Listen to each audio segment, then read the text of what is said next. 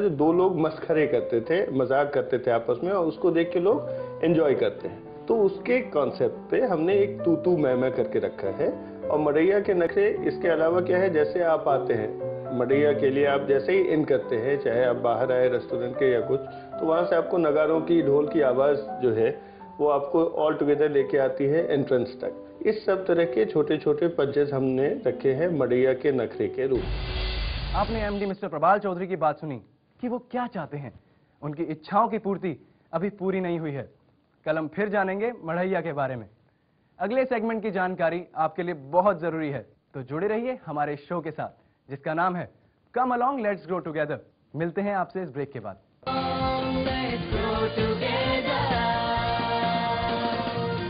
Innovision media को जरूरत है कॉन्सेप्ट सेलिंग के लिए मार्केटिंग सेल्स एग्जीक्यूटिव्स की, और क्रिएटिव टीम में जरूरत है डायरेक्टर, असिस्टेंट डायरेक्टर्स और एडिटर्स की।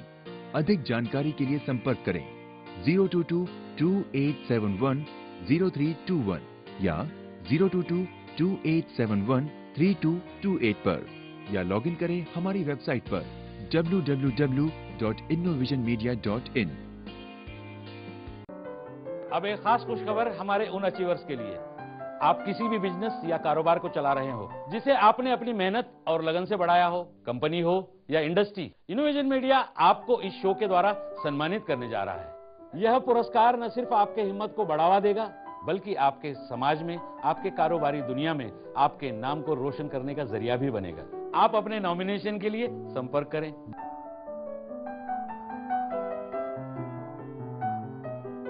तो दोस्तों, ये मौका अपने हाथ से जाने न दें। बैंकों के बचत खातों पर मिलेगा ज्यादा ब्याज।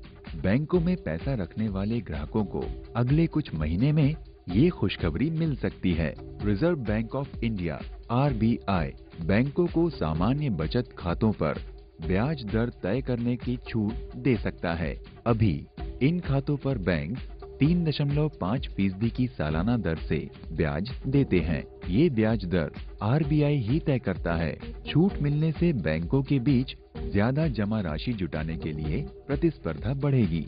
जानकारों का कहना है कि मौजूदा माहौल में सामान्य बचत पर ब्याज की दर बढ़कर 5.5% तक हो सकती है। रिजर्व बैंक ने गुरुवार को बैंक बचत जमा पर ब्याज दरों को नियंत्रण मुक्त करने को लेकर चर्चा पत्र जारी किया है। इस पर आम जनता व अन्य संबंधित पक्षों के विचार मांगे गए हैं। इस प्रपत्र में RBI ने साफ तौर पर ये कहा है कि नियंत्रण हटने से ब्याज दरों में वृद्धि की संभावना है। इससे बैंक ग्राहकों को काफी फायदा होगा।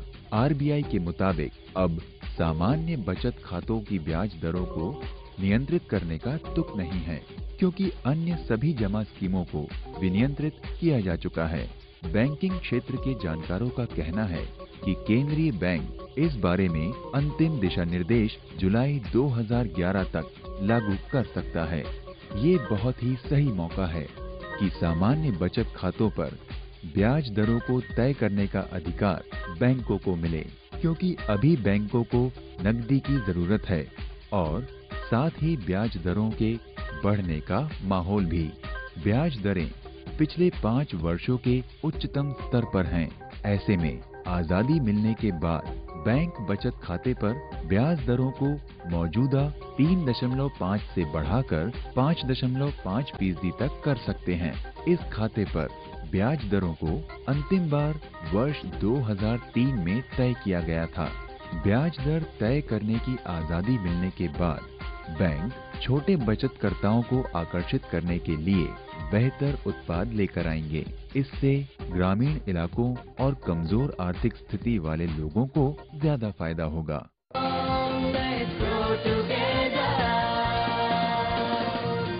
कौन से कानून के तहत ई-पेमेंट किया जा सकता है? अभी महाराष्ट्र में टोटल 8 कानून के तहत हम यहाँ काम करते हैं सेल्स टैक्स डिपार्टमेंट में।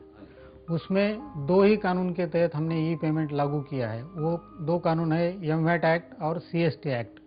बाकी जो 6 कानून हैं उसके तहत हमने अभी तक ई-पेमेंट की सुविधा नहीं दी है, लेकिन भविष्य में जल्दी हम इसकी सुविधा बाकी कानून के तहत भी व्यापारियों को दे देंगे। क्या बीएसटी कानून के तहत ई पेमेंट किया जा सकता है? बीएसटी कानून ये पुराना कानून है, 14/2005 पहले का कानून है। टिन होता है व्यापारियों के पास, अगर टिन नंबर है, टैक्स पेयर आइडेंटिफिकेशन नंबर कहते हैं उसको, वो होता है तो ही ई पेमेंट कर सकता है। तो टिन हमने दिया 14/2005 के बाद, यानी वैट आने के बाद। तो बीएसटी में ये टिन नंबर व्यापारियों को नहीं दिए गए थे, इसलिए बीएसटी पीरियड का पेमेंट आपको बैंक में पहले जैसा आप करते थे चलन भर के, वैसा ही करना पड़ेगा। इसके लिए ई पेमेंट की सुविधा उपलब्ध नहीं है, व्यापारियों को बैंक में जाके इसका पेमेंट करना है। क्या टिन और पिन नंबर अलग अलग है? टिन नंबर अभी यूनिक नंबर हुए, 11 डिजिट का नंबर होता है वो, और वो वैट इरा में या वैट रेजिम में ये सब डीलर को जैसा महाराष्ट्र में दिया, पूरा हिंदुस्तान में दिया है। महाराष्ट्र में जिसका 27 से नंबर शुरू होता है, महाराष्ट्र में हर एक व्यापारियों का 27 से टिन नंबर शुरू होता है। और जो वैट नंबर था, आप वैट और टिन नंबर एक ही है, जिसको आप वैट नंबर कहो या टिन नंबर कहो। आप अगर वैट के इरा की बात करेंगे तो उसको आप टिन नंबर बोलो, वैट नंबर बोलो। अगर पुराना पीरियड है बीएसटी नंबर तो उसको आप वैट नंबर बोल सकते थे। खाली पुराने सिस्टम में वो pin code wise number system थी। अभी नए सिस्टम जो आपको मैंने बताया कि 11 डिजिट का नंबर होता है, जिसके आगे वी और सी होता है। वी का मतलब वैट का और सी का मतलब सेंट्रल सेल्स टैक्स का। तो इतना ही फर्क है। अगर कोई बिजनेसमैन ई पेमेंट करता है तो उसका कंफर्मेशन कैसे मिलता है? अगर कोई व्यापारी ई पेमेंट करता है तो उसको एक्नॉलेजमेंट बैंक के वेबसाइट से मिल जाती है, और जब भी वो पे बटन दबाएगा पूरा चलन में इंफॉर्मेशन भरने के बाद बैंक वेबसाइट पे, तो उसको तुरंत जो रसीद मिलती है, वो रसीद में 20 आंकड़े वाला सिन नंबर होता है। सिन का मतलब होता है कस्टमर चलन आइडेंटिफिकेशन नंबर। वो चलन आइडेंटिफिकेशन नंबर 20 डिजिट का होता है, और यही प्रूफ होता है, यही प्रमाण होता है कि आपका ई पेमेंट सक्सेसफुल हो गया। क्या ई पेमेंट थर्ड पार्टी द्वारा कानूनन किया जा सकता है? थर्ड पार्टी पेमेंट का मतलब होता है कि अगर आपके पास कोई इंटरनेट बैंकिंग का खाता नहीं है और किसी और आपके दोस्त के पास है, किसी आप प्रैक्टिशनर के पास है, किसी सीए के पास वो नेट बैंकिंग का अगर खाता है, तो आप उसमें पहले पैसा जमा कर सकते हो, और आपके बिहाफ पे वो सीए या वो एसटीपी या कोई आपका दोस्त उसके अकाउंट से आपका ई पेमेंट करा के दे सकता है। और ये कानूनन अलाउड है। इनकम टैक्स ने 2008 साल में एक सर्कुलर निकाल के ये थर्ड पार्टी पेमेंट जो होता है इसको कानूनन बताया है, और ये लीगल है। तो इसमें कोई दुविधा नहीं? इसमें कोई दुविधा नहीं है, कोई शक की जरूरत नहीं है। और डिपार्टमेंट को भी इसमें कोई ऑब्जेक्शन? इसमें सेल्स टैक्स डिपार्टमेंट को कोई ऑब्जेक्शन नहीं है। आप किसी भी अकाउंट से पेमेंट कर सकते हो। आपको इनकम टैक्स वाला पूछ सकता है कि आपने कौन से अकाउंट से पेमेंट किया। सेल्स टैक्स डिपार्टमेंट को ये मतलब नहीं होता है कि आपने कौन से अकाउंट से पेमेंट किया है। लेकिन इनकम टैक्स ने भी इसको क्लैरिफाई किया है, इसलिए इसमें थर्ड पार्टी पेमेंट में डरने की कोई जरूरत नहीं है। विक्रीकर विभाग ने ई गवर्नेंस करने के लिए कब और कौन से कदम उठाए? विक्रीकर विभाग में ऑटोमेशन के लिए बहुत पहले से सोच रहे थे। तो 1991 से हमने एक छोटे स्केल पे कुछ कोशिश किया था उसके बारे में। पहले हमने रिटर्न्स का जो ऑटोमेशन है उसका कोशिश किया था। एक छोटा कंप्यूटर सेक्शन हमने ओपन किया था। उसमें जो भी करदाता वो रिटर्न्स फाइल करते हैं, वो रिटर्न्स लाके उसका डेटा एंट्री करके उसका एनालिसिस हम करते थे। उसके बाद डिपार्टमेंट को ऐसा लगा कि अगर ये बड़े स्केल पे हम करते हैं तो उसका डिपार्टमेंट को और करदाताओं को बहुत बेनिफिट मिलेगा। तो अकॉर्डिंगली बहुत बड़े स्केल पे हमने इसके बारे में सोचना शुरू किया।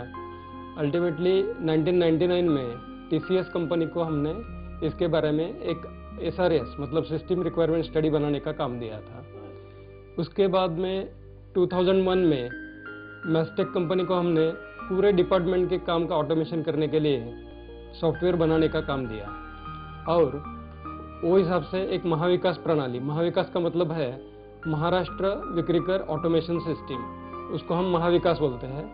वो प्रणाली हमने जो भी डिपार्टमेंट के सब काम है उसको ऑटोमेशन करने के लिए बनाई है। ये प्रणाली के अनुसार जो भी डिपार्टमेंट के काम पहले हम मैन्युअली करते थे, वो काम अभी हम सब कंप्यूटर प्रणाली के द्वारा कर रहे हैं।